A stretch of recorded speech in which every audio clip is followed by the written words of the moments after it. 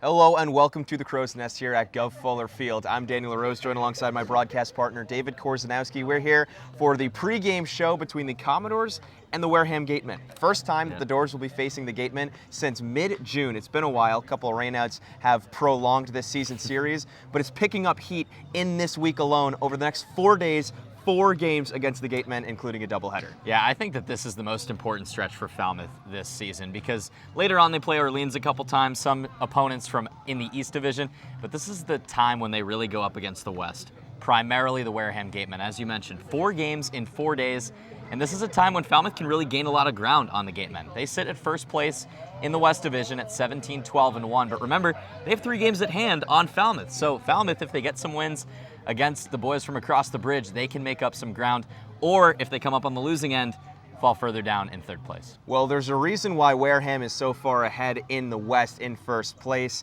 partially because Falmouth hasn't played as many games, but also because they just hit like no other. I mean, this team's offense is so potent. They are in pretty much every important category leading the entire Cape in offense. It's a really impressive sight to see. It's why they're tops in the West. No question. 290 is their team batting average. That sounds like a team leader on most teams in the Cape League. And they are way above 2nd place at YD, who's at around 265. They just hit the ball so well. They don't strike out a lot. They're league low in strikeouts with 209, and the next highest after that is 233. So you can see in pretty much every offensive category, not only are they first, they're first by a lot. They have 7 guys batting over 300. Impressive. The team leader in RBIs for Falmouth is Zach Deloach. He has 15. There's a handful of guys who are right around 15 for Wareham. So it's going to be a tough work for the Falmouth pitching staff, specifically the starter Nick Nastrini. So our own Katie Florio caught up with pitching coach Mike Landry to talk about the approach against this awesome Wareham team. Katie. Thanks, guys. And Coach, you have faced Wareham one time up to this point in the season, and now you're going to face them 4 times this week. Does that alter the daily preparation at all? I don't know if it alters the preparation. It definitely helps out. The memory is definitely going to be shorter when we're going up against them that much. Kind of brings me back to extended spring training when you face the same teams over and over and over again. You get to know them pretty well. So as far as the day-to-day preparation, each game is going to prepare us for what we have the next day, but just a little shorter in between, yeah. Wareham has always been a great team offensively. How do you contain them in the batter's box?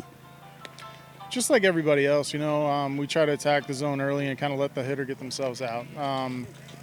The percentage of the game is always in our favor as a pitcher, so we just try to let them get themselves out, try to do it as efficiently as possible. They are a great hitting team, but, they've added a couple guys which add a little bit more power, but they're really good at putting the ball in play. So the plan is just get it in play, let the guys behind us do the work.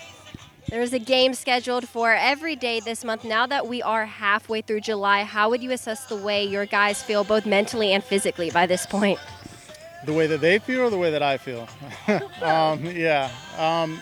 It's been a grind. It really has. And I think everybody, I was just kind of looking around the locker room and around the dugout on my way out here today, and everybody's spirits is up. When it comes time to get into the game, and you're right here, right before the game, I think everybody is just ready to go, and all that other stuff is kind of put to the side, So the guys seem ready to go, and it's great. Thank you, Coach. Danny, David, back to you.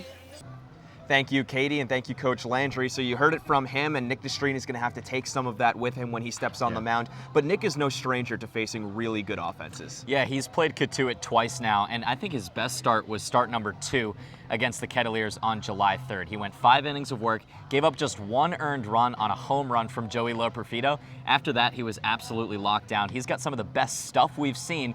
It's just about being consistent and limiting the Wareham offense. I don't know if he'll be able to shut them out, but if he can limit them to 4 or less runs, I think he gives Falmouth a good chance to win this game. Over Nick's starts, he's faced, like you said, Katuitt twice, who hits home runs like it's nobody's business, and the Yarmouth Dennis Red Sox, who are 2nd in the Cape League in batting average, and 2-out runs are their MO. Right. So it's a tough work for Nick Nastrini, but he's definitely built for it. Guy from UCLA, great stuff, like you were saying, David. And I think strikeouts is going to be the key. This is a team that doesn't strike out a lot, but in order to limit their power, their contact, it's going to have to be the K. Yeah, I totally agree. Because, as you mentioned, that team batting average, they get on base by putting the ball in play. It's not the long bomb they rely on. It's not extra base hits. It's that batting average. They're so good setting the table and then batting their runners in.